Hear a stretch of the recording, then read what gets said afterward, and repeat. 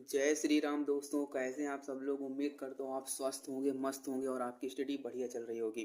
तो ये हम नीट का previous year question paper 37 year solve कर रहे हैं। ये जब हो जाएगा तो लास्ट में 2025 के क्वेश्चन सॉल्व करेंगे।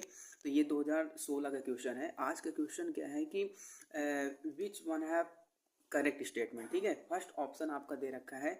क्या है कि ये स्टेटमेंट वाइज है। ठीक है, देखो पहला जो ऑप्शन है वो आपका क्या है कि लोन पेयर बॉन्ड पेयर ज़्यादा है, फिर उससे कम बॉन्ड पेयर है, सबसे लास्ट में लोन पेयर रिपल्सन की बात हो रही है। ठीक है, और सेकंड ऑप्शन है कि बॉन्ड पेयर ज़्यादा है, फिर उससे कम आपका लोन पेयर बॉन्ड पेयर है, और थर्ड में है आपका जो लास्ट में जाएगा वो लोन पेयर है। ठीक है, ऑप्शन थर्ड जो है वो लोन पेयर सबसे ज़्यादा है, फिर उससे कम आपका लोन पेयर बॉन्ड पेयर है, और सबसे लास्ट में बॉन्ड पेयर है।